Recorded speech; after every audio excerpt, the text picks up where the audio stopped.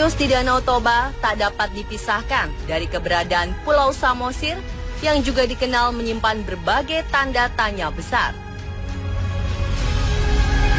Konon, menurut warga sekitar, pulau yang seringkali dijuluki sebagai pulau di atas pulau ini memiliki beberapa legenda dan mitos yang cukup tersohor, yaitu mitos tentang keberadaan kanibalisme yang terjadi di kampung Ambarita pada zaman dahulu. Ada pula kisah di balik terbentuknya batu gantung. Seperti apa kisah selengkapnya tentang kedua legenda dan mitos ini? Inilah kelanjutan misteri series Danau Toba bagian kedua.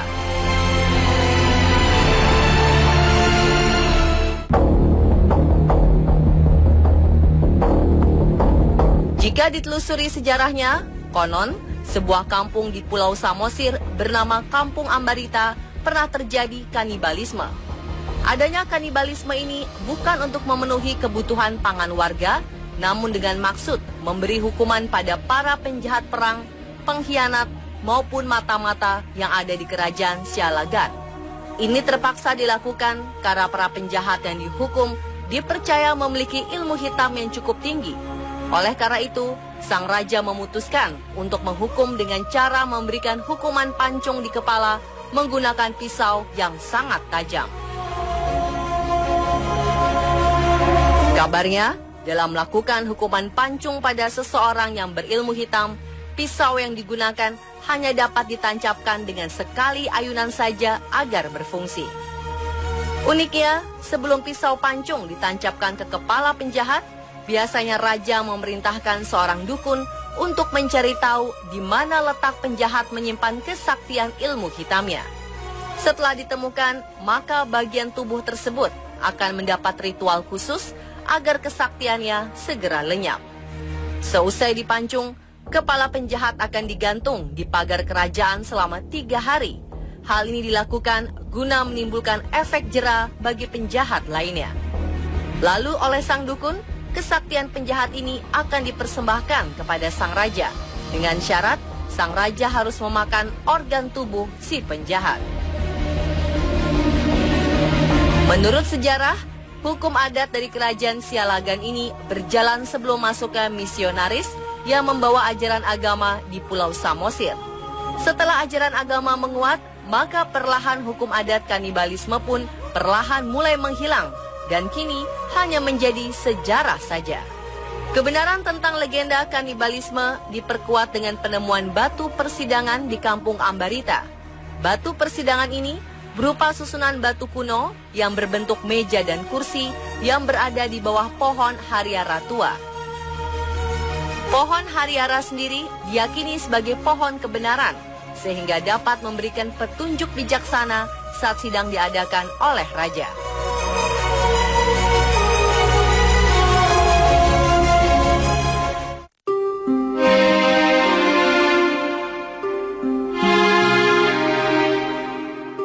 Ada satu hal mistis lainnya dari tanah Samosir, yaitu legenda batu gantung. Konon, batu gantung di sisi tebing yang berketinggian 20-30 meter dari sisi danau ini merupakan salah satu daya memiliki kisah yang telah tersohor secara turun-temurun. Kisah bermula dari adanya sepasang suami istri dengan seorang anak perempuannya bernama Seruni.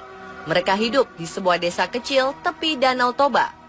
Saat itu, Seruni merasa sedih karena sang ayah menjodohkannya dengan seorang pemuda yang masih sepupunya sendiri. Padahal, di waktu bersamaan, Seruni telah menjalin hubungan serius dengan seorang pemuda di desanya. Seruni yang merasa putus asa akhirnya berpikir untuk mengakhiri hidup dengan cara menceburkan diri ke Danau Toba dengan turut membawa seekor anjing peliharaannya bernama Toki. Saat berjalan ke arah tebing di tepi danau, tiba-tiba Seruni terperosok ke dalam sebuah lubang batu besar hingga masuk ke dasarnya. Karena merasa tak dapat berbuat apa-apa dan tidak bisa meminta pertolongan pada siapapun, akhirnya Seruni memilih untuk mati di dalam lubang batu ini. Seruni pun berteriak dengan menggunakan bahasa Batak, "Parapat, parapat," yang artinya rapatkan, rapatkan.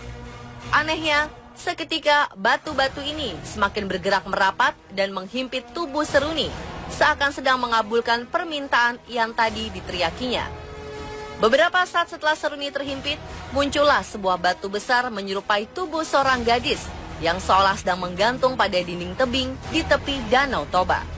Orang-orang yang menyaksikan kejadian ini mempercayai bahwa batu gantung ini merupakan penjelmaan dari sosok Seruni. Kini, batu gantung telah menjadi keajaiban alam serta legenda rakyat yang telah diwariskan menjadi kekayaan serta keistimewaan tersendiri bagi Danau Toba, khususnya Pulau Samosir.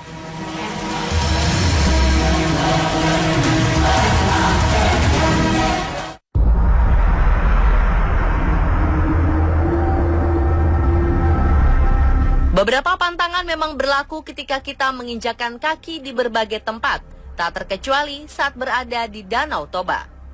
Di tempat ini diterapkan beberapa pantangan yang sebaiknya dipatuhi agar terhindar dari bahaya, seperti harus berbicara dan berperilaku sopan, dilarang berbuat asusila, dilarang menyakiti hewan, serta dilarang membuang sampah sembarangan, terlebih sampah yang berasal dari benda-benda yang dianggap tak sopan.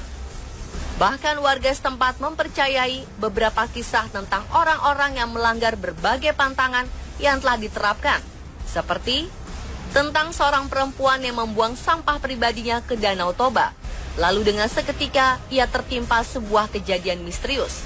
Sang perempuan seakan ditarik oleh sosok tak kasat mata hingga masuk dan tenggelam di danau ini.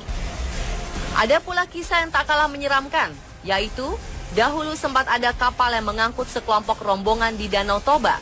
Konon, di tengah perjalanannya, seorang anak kecil nekat membuang kotoran ke danau ini. Dan seketika, kapal bot pun tidak dapat bergerak meski mesinnya hidup. Pemilik kapal akhirnya memutuskan untuk melemparkan setangkup sirih ke dalam danau, yang dipercaya warga setempat sebagai cara permintaan maaf kepada penghuni danau atas pelanggaran pantangan. Namun anehnya, kapal yang ditumpangi anak kecil ini tetap tidak dapat bergerak. Akhirnya pemilik kapal nekat untuk melemparkan anak kecil ini ke dalam danau sebagai pengorbanan agar dapat menyelamatkan nyawa penumpang lain.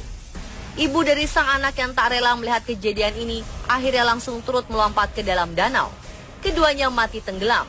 Baru setelah itu kapal dapat bergerak kembali. Satu lagi pantangan yang ada di sekitar Danau Toba, kali ini adalah wajib mengucapkan kata permisi. Saat melewati salah satu goa misterius di balik lembah dan jalan yang berliku menuju lokasi danau. Kabarnya, bila tidak mengucapkan kata permisi, atau yang dalam bahasa Batak disebut santabi opung, maka mesin kendaraan akan mati secara tiba-tiba. Bahkan ada pula yang meyakini, selain mengucapkan permisi, siapapun yang melewati goa misterius ini harus pula meletakkan sebatang rokok yang sudah menyala. Kebenaran mengenai semua pantangan ini memang masih dipertanyakan. Terlepas dari itu semua, ada baiknya kita selalu bersikap sopan dan bertanggung jawab ketika berada dimanapun, termasuk di Danau Toba.